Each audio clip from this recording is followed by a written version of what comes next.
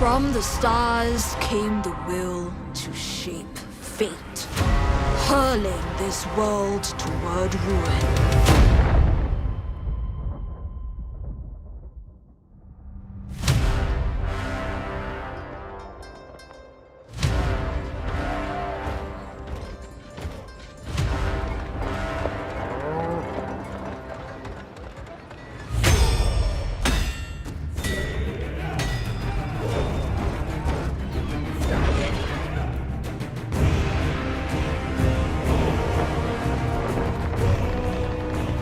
This burden is mine to bear. To offer guidance where it is most needed. To demand sacrifice. Hey, how's it going, guys? My name is Jackie Fish and welcome to a Total War Warhammer 3 Siege battle. Today we're going to dive in with some exclusive footage that Creative Assembly went ahead and sent around to a bunch of YouTubers. There was around about 10 different battles, so hopefully you'll be seeing a big amount of variety on YouTube as you'll be seeing all these different battles, field battles, siege battles, and so on. I'm definitely going to be diving into this siege battle right away though, because you guys know me, I'm a big fan of sieges, and they have kind of made a bit of a big deal about improving siege battles, at least for the defenders in Total War Warhammer 3, so we'll have to see how it plays in today's video. Really dive in KHORNE itself, which is the attacking faction, attacking one of the major settlements for Cathay. You can see they've got a pretty diverse roster, and we'll also see some of the Cathay units as well. So that's going to be really exciting. But before we get started, I just want to go ahead and let you guys know that I do have a Total War Warhammer 3 pre-order link down below in the description. This is done directly through Creative Assembly, which allows me to get a larger percentage of your purchase, along with Creative Assembly getting a higher percentage as well. So it's a great way of supporting the developers as well as my channel. So I really do appreciate it. Everybody, you can check out that link down below in the description. Obviously, do keep in mind that, you know, this is a pre-order, and I recommend you guys go ahead and just be wary before pre-ordering any game, whether it's Total War or, you know, any new release that's coming out. Wait until you see more gameplay. You know, these gameplay videos are going to be great. Obviously, we have the pre-order announcement just released as well with the Ogre Kingdom. So again, just obviously get as informed as possible before pre-ordering everything, and you can obviously use my link right up until launch as well. That link is not going to go away. So, you know, again, if you're like, oh, okay, I'll go ahead and remember to use Jackie's link when the game does actually release and I see a lot more gameplay from it, definitely a smart thing to do. But I'll leave a link down below in case you guys want to check it out, and you do just get given a Steam key right away, which you can redeem and put into your Steam library, as well as on Epic Games. I'm pretty sure you get them almost instantly, so it's a great way again of supporting the channel. But now let's dive back into the gameplay and see a bit more about Total War Warhammer 3 has to offer, and for new sieges, because again, they made a big deal about these, you know, new and improved sieges. Again, I don't think they went as dramatically you know, extreme as they could have about improving them, but they definitely made some good changes, some interesting changes.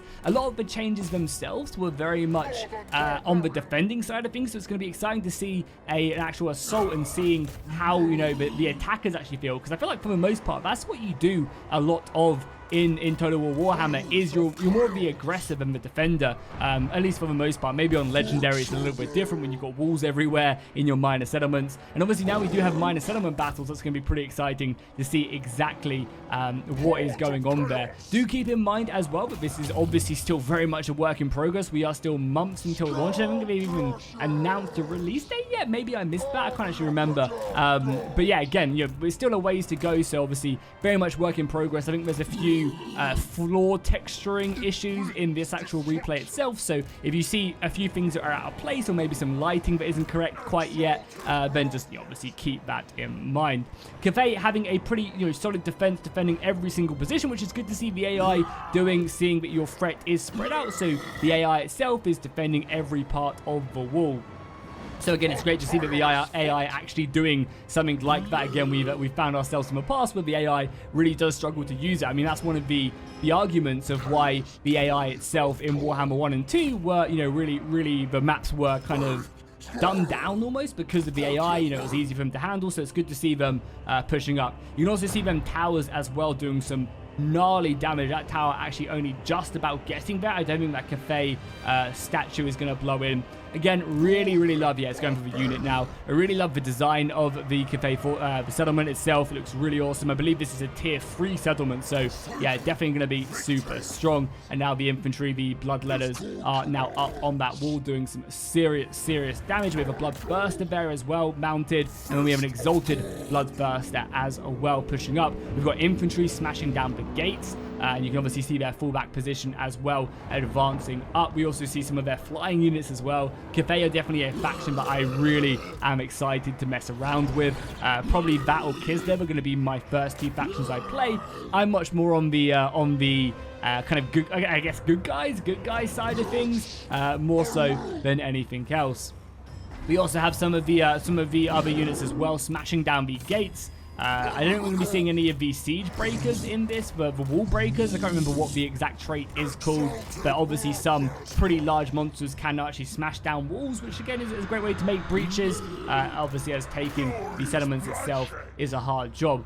It is a bit unfortunate we don't really get any zoom-ins on this, so we don't actually get to see any close-ups throughout the battle. I guess this is just kind of more of an overall showing you the layout, but you can obviously tell the layout itself is very well set up. You know, there's these avenues and streets that the attackers can take advantage of, or the defenders, I should say, can take advantage of. There's also a lot of mounted positions as we go further back as well. You can see in the right-hand side of the camera just now, we've just kind of gone a bit past it. You can see it just about now. You can get archers up there, so as the attackers are coming through and taking that supply point right there, immediately they'll be getting hammered.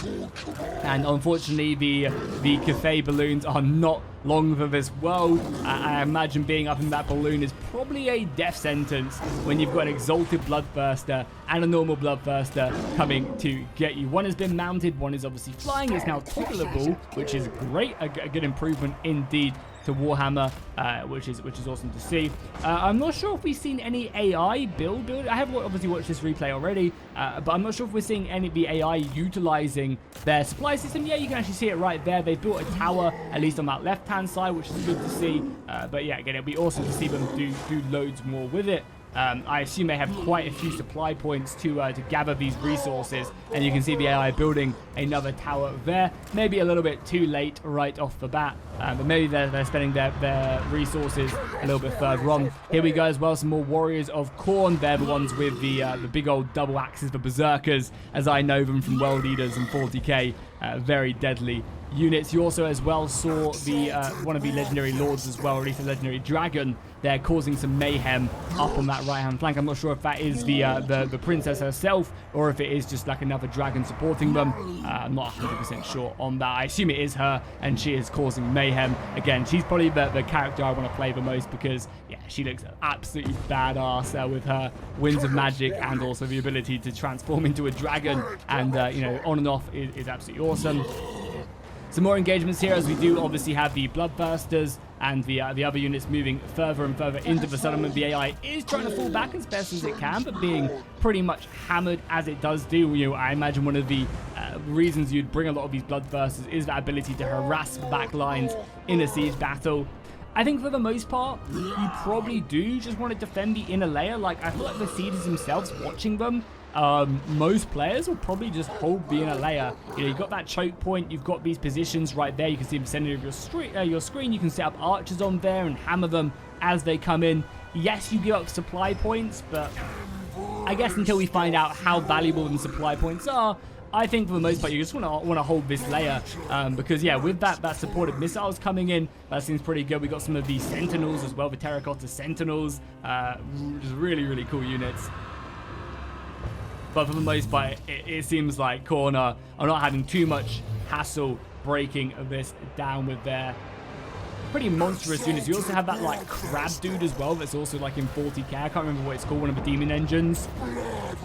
You can see that bad boy getting stuck in as well. A bunch of bonuses being popped off as well. So you can see he's really, you know, just ramping up his exalted demon and doing some serious damage in there. I mean, it doesn't really look like Cathay have much of a chance. You can also see as well some of KHORNE's unique abilities on that right hand side as well, enraging units as that bar does fill up. And you can see as well the beast moving in. But yeah, the settlement is pretty much lost right now. There's a few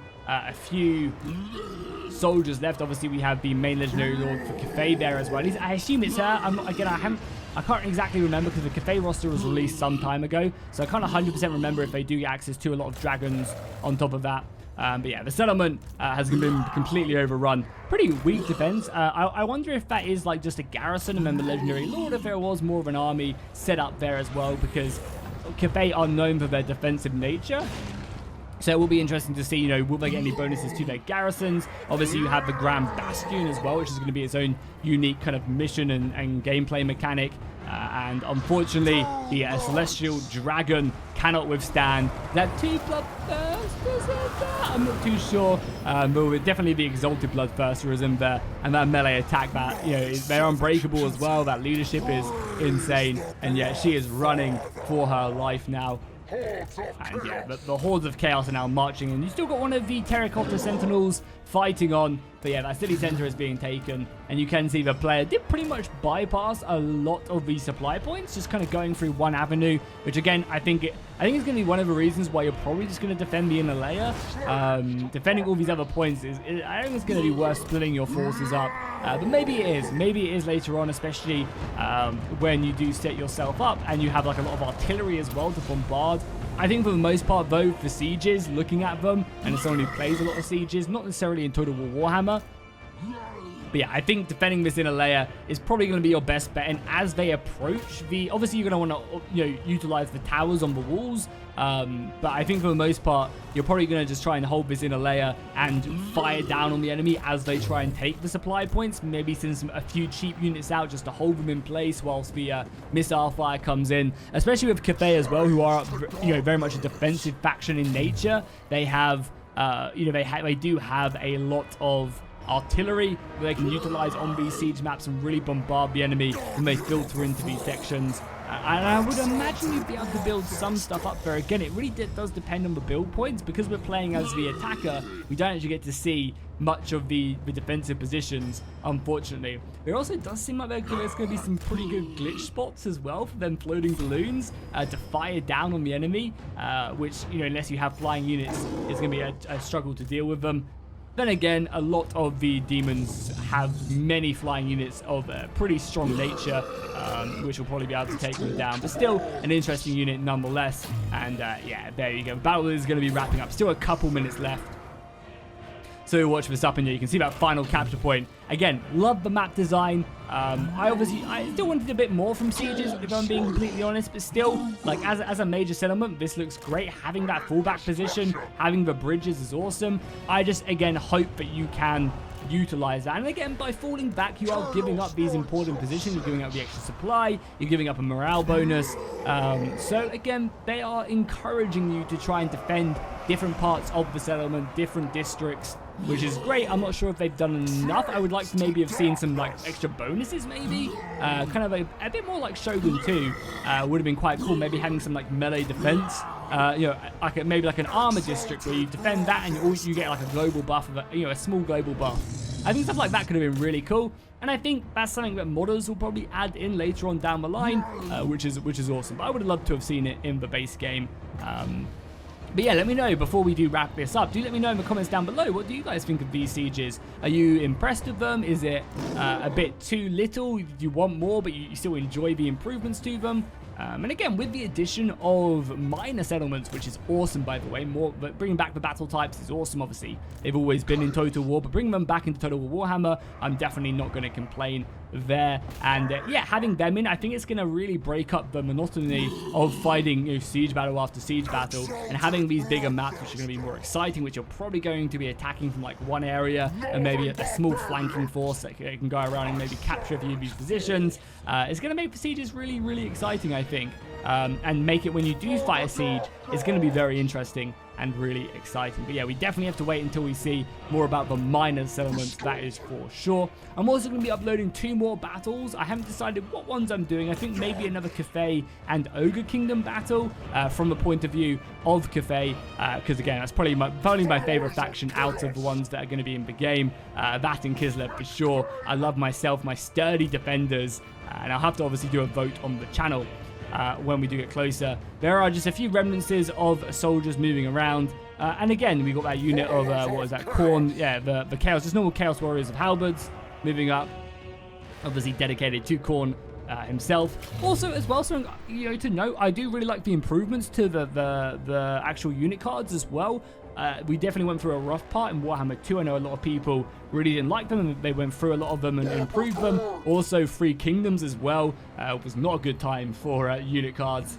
So yeah, I like the improvements to them. They definitely pop a little bit more. You have a bit more of the unit in them as well. So it's more focused actually on the unit than the background or anything along those lines, which is great. So yeah, that's going to be a battle, a big GG right there as Korne. I mean, again, these battles are probably done so that, it's not going to be a hard one at all. It's just an easy one to show off some of the gameplay, and you can get a nice little overview of the siege settlement itself, which is always nice. Again, I would have loved to have seen some close-ups, but definitely not going to complain. I'm sure that stuff will come. And again, we get a nice little look at the overall settlement right here, all the different paths in. So you kind of have this big courtyard into more of a choke point, and then obviously finally into them bridges. So again, it'll give the defender a lot of choice on where to go and where to attack. So obviously, as I just said, let me know what you guys thought of the sieges down below in the comments. Definitely check out my Warhammer 3 pre-order link, whether it's now, whether it's at launch. Just obviously keep that in mind if you do want to support the channel. I really appreciate it. So thank you guys to everyone who at least checks out that link. I really do appreciate it. Let me know what gameplay you want to see next on the channel. Subscribe if you are new. Of course, there'll be lots of Warhammer 3, and I'll definitely be streaming it at launch. And I'll see you guys in the next one.